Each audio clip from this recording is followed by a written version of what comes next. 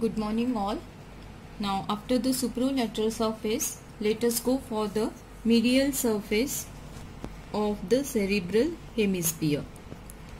Now when the two cerebral hemispheres, they are separated from each other by median sagittal section, the flat medial surface is seen clearly. Yeah? So first go to the view of the medial surface and then we will go to its features. So the medial surface of the cerebral hemisphere, it is seen somewhat like this. So this is the medial surface of the cerebral hemisphere.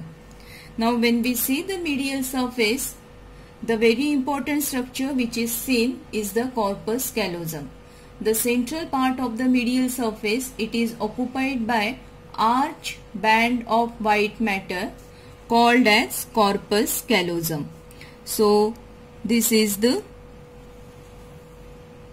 corpus callosum, which is arch band of white matter.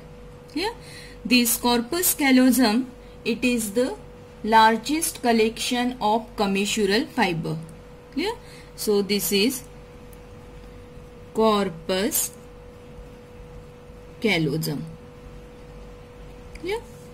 This corpus callosum, it is divided into 4 parts, and if we go from posterior to anterior, the 4 parts are: first is the splenium, then comes the trunk or body, then the bend is called as genu, and the next portion is the rostrum. Yeah? So it is divided into 4 parts: splenium, trunk, genu and the rostrum.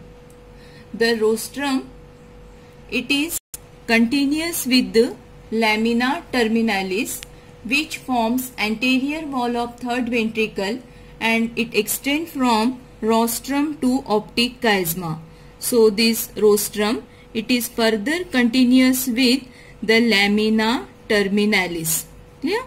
So this is lamina terminalis and it extends from rostrum to optic chiasma. Now below the corpus callosum, what lies is the fornix,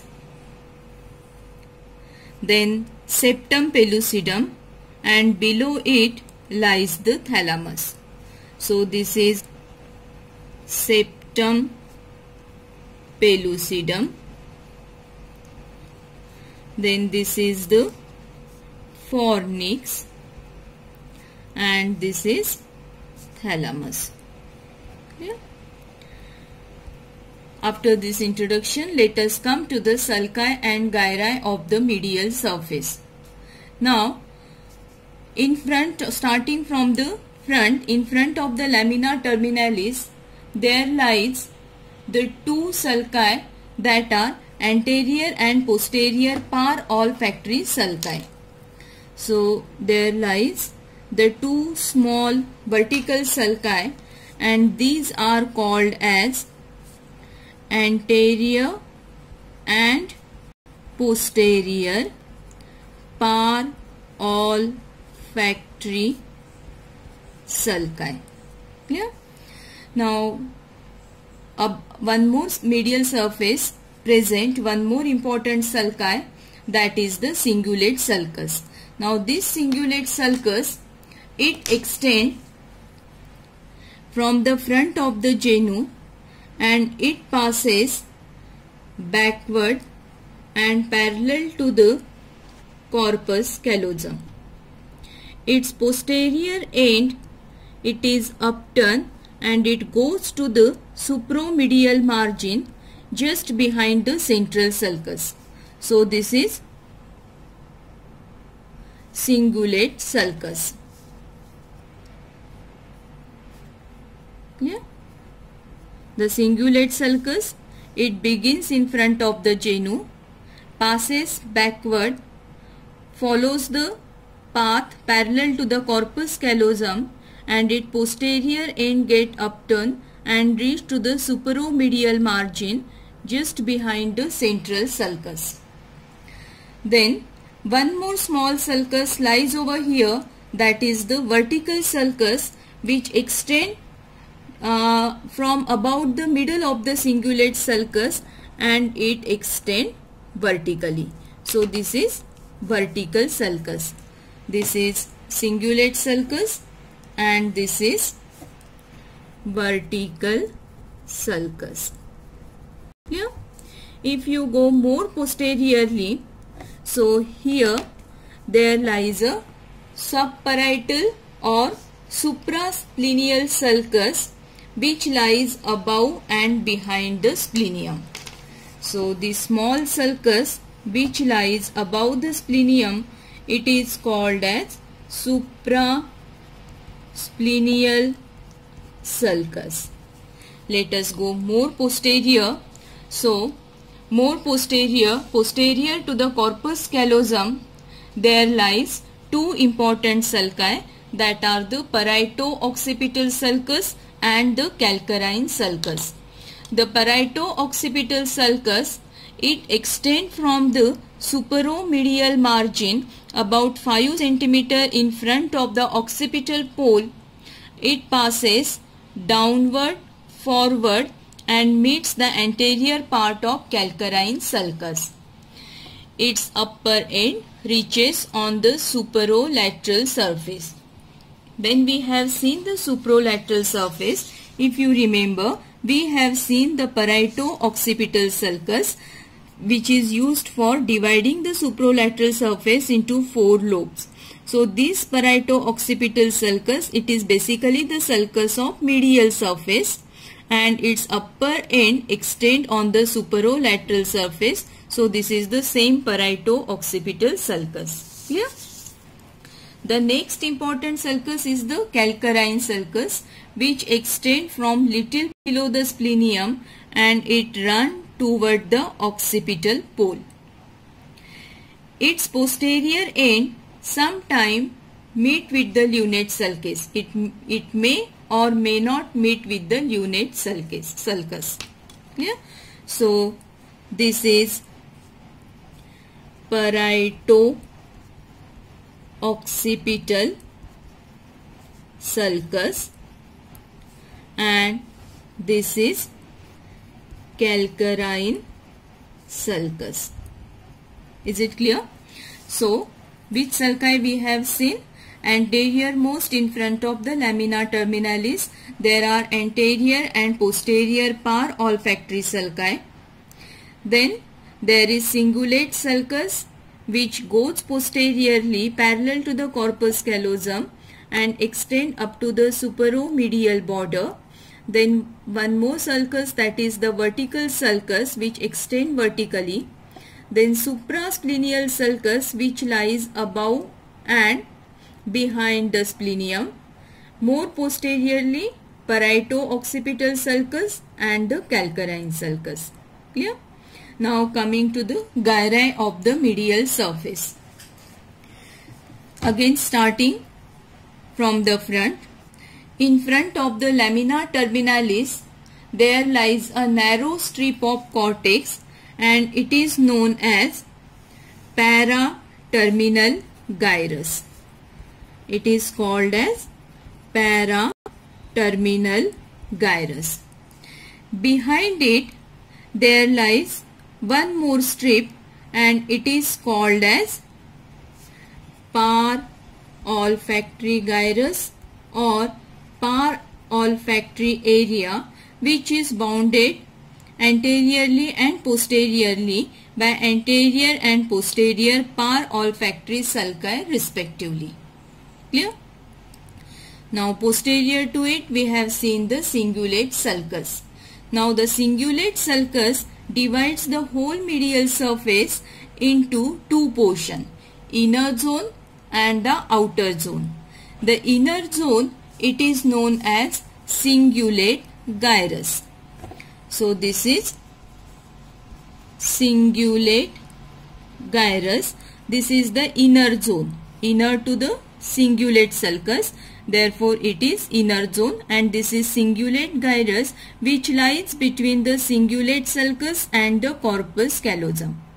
The outer zone, you can see it is divided by means of vertical sulcus into two areas, anterior part and the posterior part. The anterior part, it is called as medial frontal gyrus. It is called as medial frontal gyrus, whereas the posterior part, it is called as paracentral lobule. Now, the paracentral lobule, it is limited in front by vertical sulcus, behind by upturned end of cingulate sulcus. Now, if you remember, we have seen the central sulcus on the supralateral surface, and we have seen that its upper end, it slightly extend on the medial surface. Clear? Now this upper end of the central sulcus, which extend on the medial surface, it lies in the paracentral lobule, and it divides the paracentral lobule into two parts, that is the anterior part and the posterior part. Anterior part, it continues with the precentral gyrus, whereas posterior part, it continues with the postcentral gyrus. Clear? So, this is central sulcus. Clear? And this is the outer zone. Now, if we go more posteriorly, we are able to see the suprasplenial sulcus. Now, there lies one quadrangular area which is bounded in front by the upturned end of the cingulate sulcus, behind by the parieto-occipital sulcus, below by the suprasplenial sulcus, and above by the superomedial margin. This quadrangular area, it is called as precuneus. It is called as precuneus. Now more posteriorly, there lies parieto-occipital sulcus and the calcarine sulcus. The triangular area between these two sulci, it is called as cuneus. And the area that lies below the calcarine sulcus, it forms the lingual gyrus. Clear? So these are the sulci and gyri on the medial surface. To summarize, what we have seen on the medial surface is the arch band of white fiber, that is called as corpus callosum, which is divided into four parts: splenium, trunk, genu and rostrum. Rostrum, it is continuous with the lamina terminalis. Below the corpus callosum lies the septum pellucidum, fornix and the thalamus. Clear? The sulci on the medial surface are: first, the anterior and posterior par-olfactory sulci in front of the lamina terminalis. Posteriorly, there lies the cingulate sulcus, which goes posteriorly up to the superomedial margin by its upturned end. Then there is vertical sulcus, which extend from about the middle of the cingulate sulcus and extend vertically. More posteriorly, you find the suprasplenial sulcus. It is also called as subparietal sulcus, which lies above and behind the splenium. More posteriorly, there is parieto-occipital sulcus and the calcarine sulcus. Now, regarding the gyra, in front of the lamina terminalis, there is a narrow strip of cortex which is called as paraterminal gyrus. In front of it, there lies the par-olfactory gyrus, which is bounded by anterior and posterior par-olfactory sulci. Cingulate sulcus divides the area into inner zone and the outer zone. The inner zone, it is called as cingulate gyrus, which lies between the cingulate sulcus and the corpus callosum. The outer zone, it is divided by vertical sulcus into anterior portion and the posterior portion. Anterior complete part, it is called as medial frontal gyrus. The posterior part, it is called as paracentral lobule. Now the posterior end of the central sulcus, it extends on the medial surface which lies in the paracentral lobule and divides it into two parts, anterior part and the posterior part. The anterior part, it is continuous with the precentral gyrus, whereas posterior part, it is continuous with postcentral gyrus. Now more posteriorly, we have seen the presence of quadrangular area that is called as precuneus, which is bounded in front by the upturned end of the cingulate sulcus, behind by the parieto-occipital sulcus, above by the superomedial border and below by the suprasplenial sulcus.